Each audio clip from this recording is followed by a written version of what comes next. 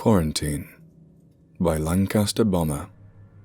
I turned on the TV to see if any of the channels were back up. There was only one channel available and it was just a pre-recorded broadcasting message from the BBC.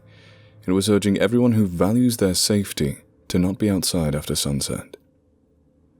It was, in effect, a curfew. But it seemed different. It was an optional curfew. This curfew had been in place for 4 days, but if you wanted to be out after sunset, it was still your right, and you could simply walk out of your door and go to wherever you pleased, and no police or army personnel would stop you.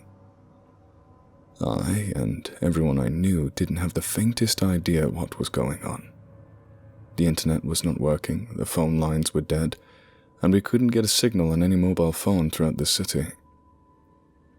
Down at the Nag's Head, the local pub, the man who runs the pub, Bob, said he'd been hearing troubling stories from lorry drivers stopping by.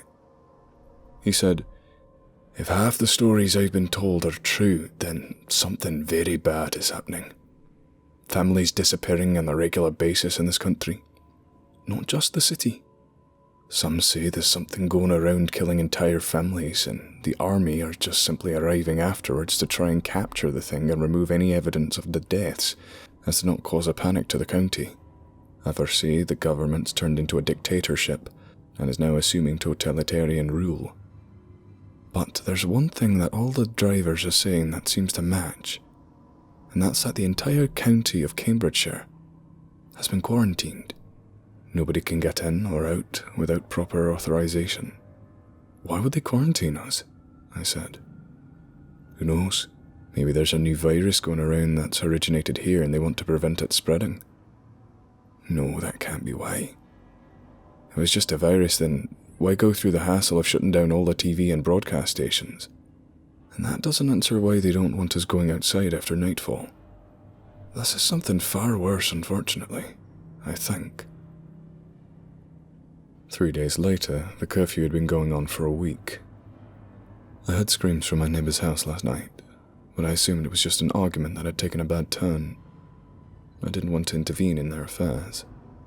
But when the screaming and shouting died down, I could hear this horrifying, distorted type of breathing. I'll never forget the sound.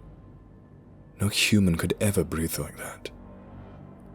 I live on my own, so this whole fiasco that was occurring throughout the country wasn't really affecting me too badly. But this has to come to an end. Work last week was a complete fucking nightmare. I had to do unpaid overtime 3 nights out of the last 5 weeks because half of our department didn't bother to turn up to work. Lazy fuckers. I was off from work for a few days paid holiday. I wasn't told why, but I won't complain. I laughed at myself. I stepped outside to collect the bottle of milk from my doorstep the next morning, and I noticed an army truck outside the neighbours. 2 armed soldiers were standing guard at the front door. I noticed that the bathroom window on the upper half of the house had what seemed to be a red hand mark, which seemed dragged down violently on the outside of the bathroom. Something had definitely been killed was my first thought. It looked like something was trying to get out from the inside of the bathroom, and what seemed like seconds after I saw the red hand mark, a soldier popped out of nowhere on the other side and was cleaning it off the window, and the red handprint was no more. Then the front door opened, and about 15 armed soldiers came out. They seemed to be scanning the streets for activity when they spotted me. One soldier simply pointed at me and then pointed to my house, basically indicating me to go inside. This was when I dropped my milk bottle and ran inside and watched from my house instead, as did the rest of the street. Everyone was definitely curious about what was going on. Then 5 more came out 30 seconds afterwards. This was insanity. Even if it was murder, what the hell were 25 soldiers armed to their necks with guns doing in that house? I asked myself. Then I noticed 4 more come out, but they weren't armed. They were definitely carrying 2 body bags. Mr. and Mrs. Parry's bodies, no doubt, I thought to myself. As they were packing the bodies into the truck, 2 soldiers, who were most likely officers, were talking sternly to one another. I opened my window silently to try and eavesdrop on them. "Sir, we only missed it by about an hour. Did these 2 die like the others?" "Yes, sir. which brings the death toll to 8,659. I fear word will spread no matter what we do. We need to warn the public and tell them. We can't find this thing. It only comes out at night. 15,000 infantry, 150 tanks, 35 helicopters, and 10 UAVs. We've been searching for weeks and found nothing. The Prime Minister will be asking questions and we'll be in deep shit, sir. The man who seemed to be in charge took a long sigh and looked to be holding back tears. Very well. Restore television to the county, but keep internet and broadband blocked for now. If word gets out, the whole world will be in panic. Tell the BBC to make a home defence preparation broadcast to the local population at necessary times.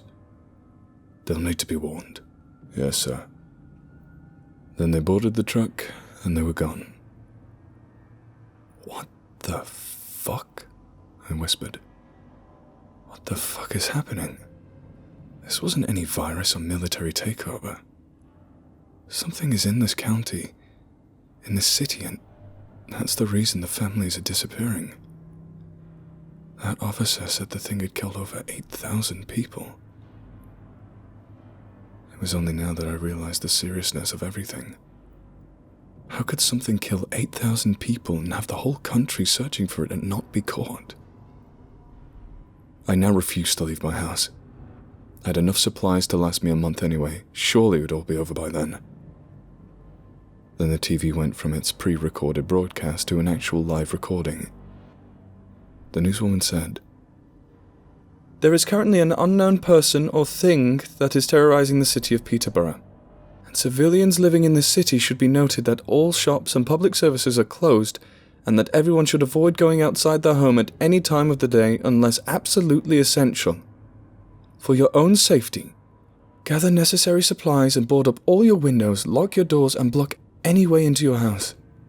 This is an emergency. Stay tuned for further announcements." I honestly didn't know where to start. She said not to go outside at all. Does that mean this thing people are talking about comes out during the day too? My heart suddenly stopped for a few seconds. Next door. It was next door to me. Her breathing, I knew it. I knew no human could ever breathe like that. I was right.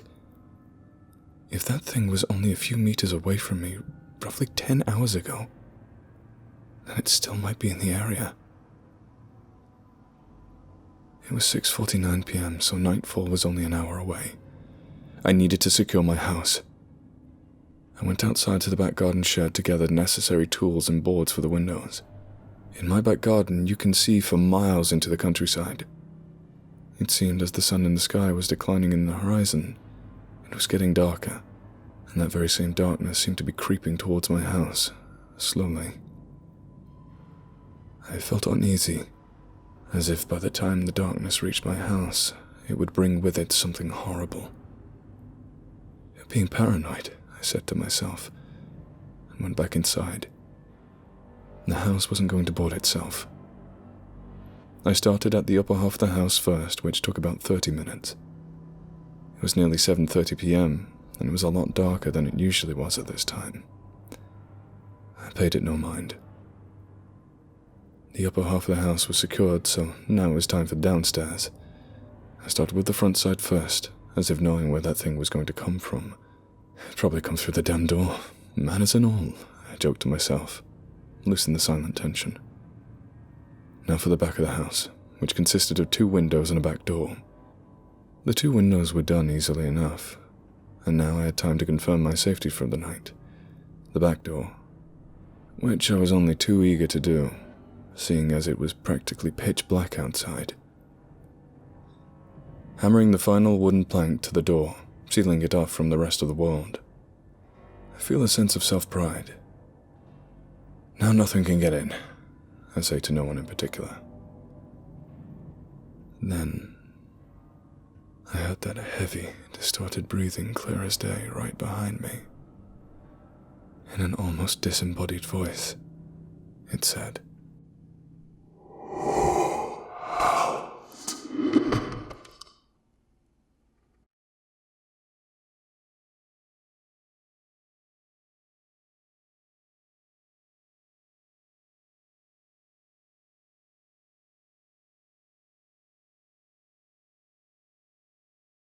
If you like this video, please consider subscribing.